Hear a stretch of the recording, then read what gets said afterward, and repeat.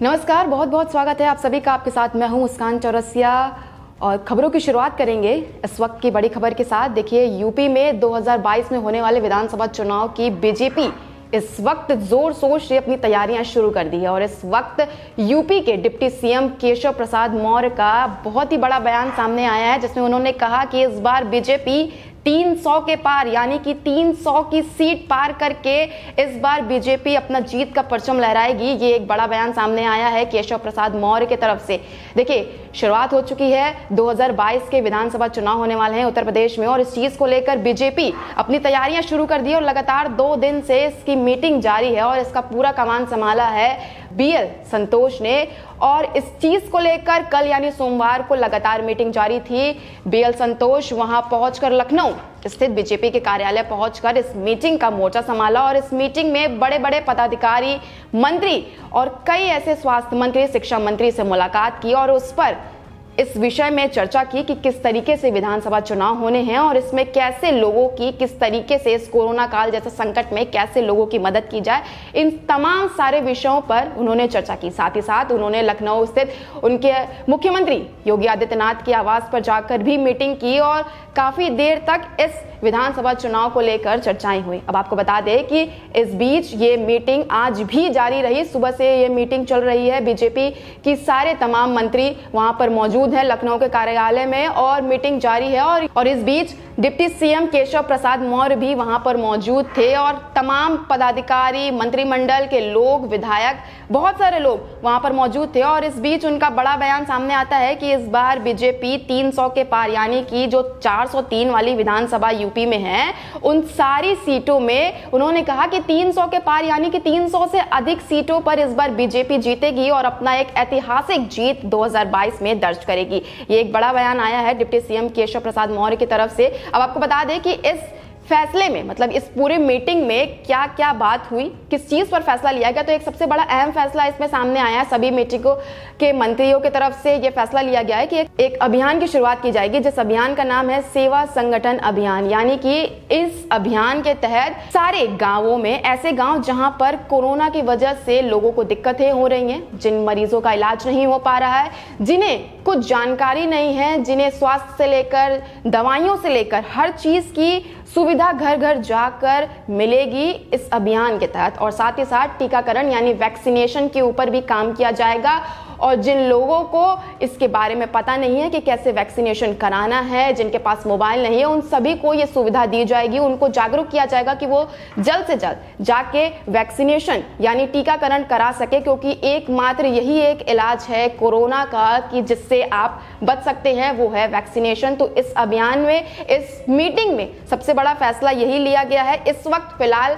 Corona की स्थिति को देखते हुए कि आप सभी लोग टीकाकरण लगवाएं और ये जो गांव हैं जहां पर मोबाइल की अभी सुविधा नहीं है, इंटरनेट की सुविधा नहीं है, जो गरीब लोग हैं जिन्हें इस बारे में जानकारी नहीं मिल पा रही है, उनके लिए ये मेन अभियान शुरू किया जाएगा और लोगों तक घर घर जाकर, सबसे बड़ी बात कि घर घर जाकर ये अभियान के बारे में लोग बताएंगे और उनकी मदद करेंगे। जिस भी तरीके की उनकी जरूरत होगी, खाने से लेकर दवाइयों से लेकर अस्पताल, हर चीज की मदद की जाएगी और उन्हें टीकाकरण, सबसे खास बात टीकाकरण के लिए उन्हें जागरूक किया जाएगा कि वो टीकाकरण लगा दे। तो देखिए, ये तो थी मीटिंग के बाद इसमें केशव प्रसाद मौर्य ने ये कहा। मगर आपको ये भी बता दें कि इस चीज को लेकर योगी सरकार भी बहुत जमीनी स्तर पर अपना कदम उठा रही है। कोरोना काल में जैसे यूपी सरकार ने लोगों की मदद की, लोगों के स्वास्थ्य को लेकर, अस्पतालों को लेकर, ऑक्सीजन की कमी को लेकर, दवाइयों को लेकर हर चीज उन्होंने ध्यान रखा। भले ही कुछ देर सही, पर सब कुछ करने की कोशिश योगी सरकार ने की और इस बीच आज ही एक आपको बता दें कि 10 अस्पतालों का लाइसेंस योगी सरकार ने रद्द कर दिया। इसकी सबसे बड़ी वजह यह है कि अस्पताल मरीजों से अधिक पैसे ले रहे थे उन्हें एडमिट करने के लिए, दवाइयों के भी अधिक दाम बताए जा रहे थे जो कि बहुत ही कम है और योगी सरकार ने कहा है कि मरीजों से सिर्फ उतने ही पैसे या फीस लिया जाए जितने की उन्हें जरूरत है। जरूरत से ज्यादा या अधिक बताकर गलत है और इस वजह से ये तमाम कई सारे अस्पताल योगी सरकार के निशाने पर थे, जो कि आज इस चीज का भांडा फूट गया और कई सारे अस्पताल, लगभग 10 अस्पतालों को लाइसेंस जो कि योगी सरकार ने रद्द कर दिया है और 9 पर FIR भी दर्ज कर दी गई है, क्योंकि ये सभी अस्पताल गलत तरीके से मरीजों को एडमिट कर रहे थे और कई मरीजों को तो बिना फीस लिए एडमिट ही नहीं कर रहे थे, उन्हें बाहर ही छोड़ दिए थे। योगी सरकार की तरफ से ये एक बहुत ही बड़ा फैसला और एक अहम फैसला आज लिया गया है, जो कि बहुत ही अच्छा है। और ये जो एक पहल चलाई गई है सेवा संगठन अभियान, ये भी एक बहुत ही अच्छी पहल है, जिससे लोगों को ये जानकारी मिल सकेगी कि किस तरीके से आपको कहां पर और किस जगह पर ये सुविधा मिलेगी। अब आपको बताते हैं कि ये तो मीटिंग का फैसला था और मीटिंग में साफ तौर पे योगी आदित्यनाथ ने तो अपना काम कर दिया और डिप्टी सीएम केशव प्रसाद मौर्य ने भी ये कह दिया कि बीजेपी शानदार जीत जीतेगी होने वाले 2022 में विधानसभा चुनाव में। देखिए, ये सारी चीजें तो चलती रहेंगी, मगर इसके बीच आपको ये भी बता दें कि कई सारे ऐसे विपक्षी दल हैं जो इसके खिलाफ हैं, यानी कि योगी सरकार के खिलाफ है, क्योंकि उन्होंने कोरोना काल में लगातार सवाल उठाए थे कि गरीब बहुत लोगों को इलाज नहीं मिल पा रहा है, गांव ऐसे हैं जहां पर लोग अस्पताल में जाने के लिए तड़प रहे हैं, उनका इलाज नहीं हो पा रहा है। अखिलेश यादव हो या कांग्रेस की बात करें, राहुल गांधी, प्रियंका गांधी, हर तरफ सवाल उठते रहे, लेकिन योगी सरकार अपना काम करती रही और आज भी बहुत ही बड़ा ये कदम उठाया है हॉस्पिटल के लाइसेंस को रद्द कर ये बहुत ही अच्छी और एक सही दिशा में काम कर रही है योगी सरकार। अब आपको बता दें कि जो 300 सीट की बात है, जो केशव प्रसाद मौर्य ने आज कहा अपने बयान में, इस चीज को लेकर सपा भी, बसपा भी, कांग्रेस भी, तीनों तरफ, सिर्फ ये केशव प्रसाद मौर्य ही नहीं बल्कि सपा भी ये कहती है कि हम भी 350 सीट के पार इस बार विधानसभा चुनाव में सीट जीतेंगे। यानी कि अगर हम बात करें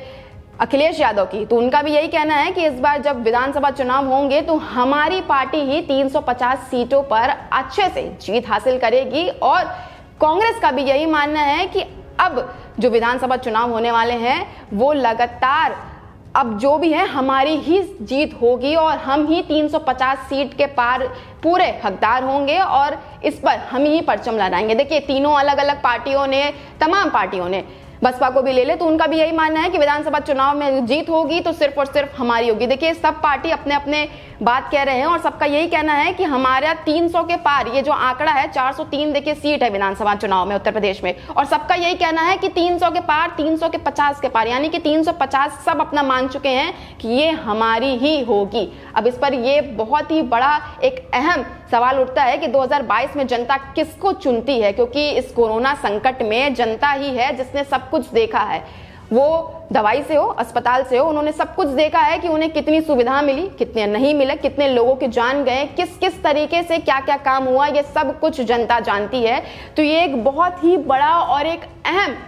जो 2022 में चुनाव है, ये इसका फैसला जो होगा वो बहुत ही बड़ा होगा, क्योंकि ये बहुत ही देखने लायक होगा कि किसको जनता इस बार चुनती है। तो ये सब कुछ जनता के हाथ में है कि 300 सीट पर इस बार किस पार्टी का अधिकार होगा। साथ ही साथ आपको ये भी बता दें कि बीजेपी इस मीटिंग में खासकर विधानसभा चुनाव के ऊपर तो चर्चा कर ही रही थी, मगर एक खास विषय और भी था इस मीटिंग का कि जो बीजेपी के खुद के विधायक और मंत्री मंडल में जो आपस में ही जो उनके विरोध चल रहे हैं उसको भी सुलझाने का एक काम इन लोगों के बीच में था इस मीटिंग के दौरान। तो ये एक बहुत ही बड़ी मीटिंग थी जो लगातार 2 दिन से चल रही है। और तो ये मीटिंग खासकर उस चीज पर भी थी कि अपने ही जो लोग हैं, अपने ही सरकार पर जो सवाल उठा रहे हैं, उन लोगों को भी समझाना कि आपकी बात जरूर उठेगी और आपके हर सवालों का जवाब भी दिया जाएगा। तो इस तरीके से जो अपने ही पार्टी के लोग एक दूसरे से विरोध करके बैठे थे, एक दूसरे को नापसंद करके बैठे थे, तो उस पर भी ये काफी चर्चा हुई और उसको भी हल करने की पूरी कोशिश की है BL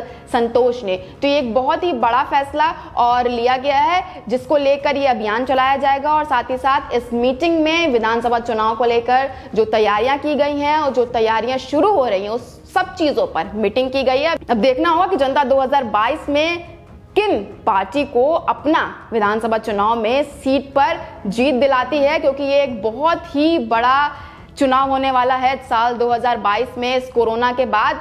और लोगों को किन की जरूरत है वो सब कुछ लोगों ने देखा है, तो ये सब कुछ जनता के ऊपर है। फिलहाल इस वीडियो में इतना ही, फिर से मुलाकात होगी किसी अन्य वीडियो के साथ। धन्यवाद।